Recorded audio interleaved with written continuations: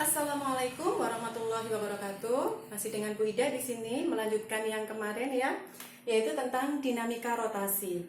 Kemarin kita sudah belajar tentang momen gaya. Untuk kali ini Ibu akan menjelaskan tentang momen inersia.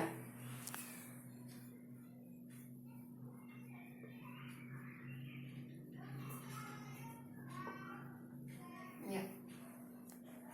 Inersia itu berarti kelembaman atau mempertahankan diri.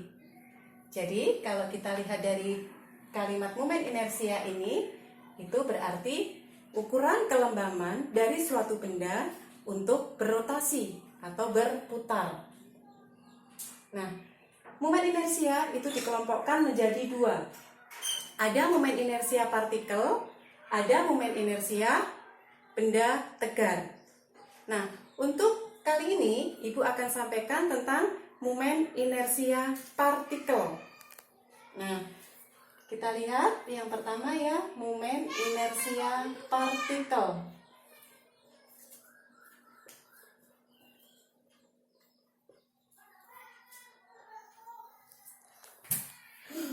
Langsung saja Ibu contohkan, jika ada sebuah partikel bergerak, berputar atau berotasi seperti ini, partikel ini bermasa M, dia berotasi pada sumbu putar O, sedangkan jarak antara partikel M terhadap sumbu putar itu adalah R, maka besar momen inersianya dapat dinyatakan dengan I sama dengan M kali R kuadrat, di mana I menyatakan momen inersia satuannya kilogram meter persegi. Kilogram itu dari satuan massa, meter persegi itu satuan dari jarak partikel terhadap sumbu putar. Kemudian M itu menyatakan massa partikel, satuannya kilogram.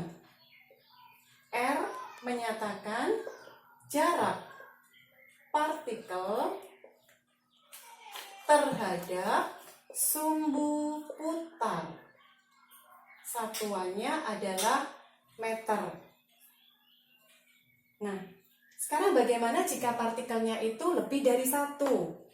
Masing-masing berputar dengan jarak masing-masing atau jaraknya sendiri-sendiri.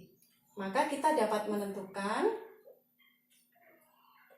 besarnya momen inersianya itu adalah I sama dengan sigma M I dikali R I dikuadratkan.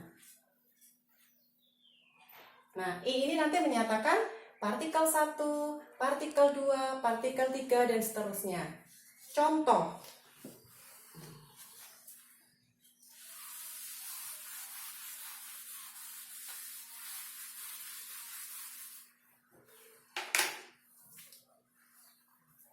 Ada 4 buah partikel berada pada sumbu koordinat seperti ini. Partikel pertama bermassa M1, yaitu 2 kg. Partikel kedua bermassa 1 kg. Partikel ketiga bermassa 2 kg. Partikel keempat bermassa 2 kg. Jarak partikel pertama terhadap sumbu Y itu katakanlah di sini 2 meter. Jarak partikel keempat terhadap sumbu Y katakanlah di sini 1,5 meter. Jarak partikel kedua terhadap sumbu Y itu dia tepat di sumbu Y, berarti dia tidak ada jaraknya. Maka nanti besarnya momen inersia total I itu sama dengan sig I1 ditambah I2 ditambah I3 ditambah I4. I1 artinya M1 dikali R1 kuadrat. I2 artinya M2 dikali R2 kuadrat. Dan I3 M3 kali R3 kuadrat. Terakhir I4 M4 dikali R4 kuadrat. Masing-masing kita masukkan angkanya. M1 2 kilo, R1-nya adalah 2 meter dikuadratkan. Ini ya. Kemudian M2-nya 1 kilo, jaraknya adalah 0 karena dia tepat di sumbu putar. Kemudian M3-nya adalah 2 kilo. Jaraknya di sini kebetulan pas di sumbu putar, berarti 0. Ditambah M4 2 kilo dikali jaraknya 1,5 dikuadratkan. Atau ini biar gampang, jangan 1,5 ya, kita anggap di sini 1 aja, 1 meter, biar gampang dikuadratkan 1 meter. Sehingga di sini 4 kali 2 8 ditambah 0 ditambah 0 ditambah 2 dikali 1 2. Sehingga momen inersia totalnya adalah 10 kg meter persegi. Nah, ini soal ini adalah jika sumbu putarnya pada sumbu Y. Artinya, jika ada partikel yang letaknya tepat di sumbu putar, dia sama saja tidak memiliki momen inersia karena jaraknya adalah 0. Begitu juga jika nanti sumbu putarnya di sumbu X, berarti nanti yang inersianya 0 adalah yang mana? M4 dan M1. Jadi kita tinggal menjumlahkan M2 ditambah dengan M3. Artinya inersia kedua ditambah dengan inersia ketiga. Nah, ini bagian pertama yang Ibu sampaikan. Kemudian yang kedua, bagaimana hubungan antara momen inersia dengan momen gaya? Kita lihat penurunan persamaannya. Hubungan antara momen gaya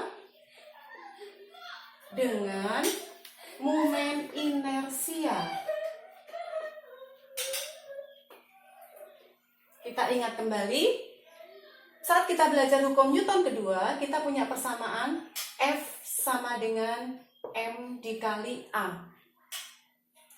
A di sini percepatan itu sama dengan alfa dikali R, percepatan tangensial.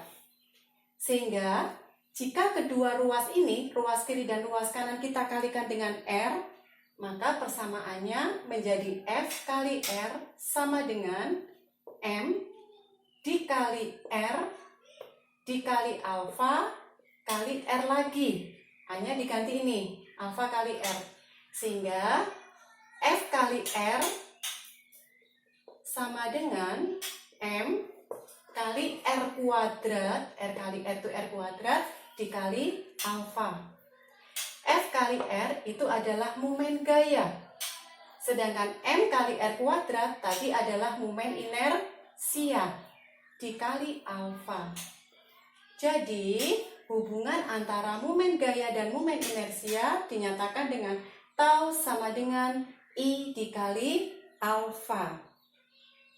Nah, kaitannya dengan momen inersia di sini, nanti kalian akan lihat ya, inersia pada benda tegar itu apa saja.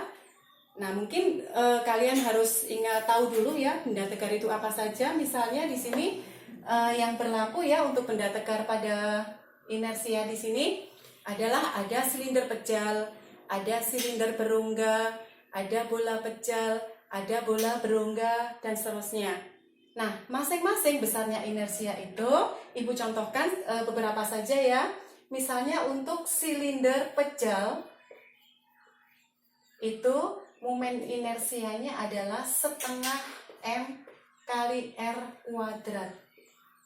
Sedangkan untuk bola pejal, itu momen inersianya adalah 2/5 mr kuadrat.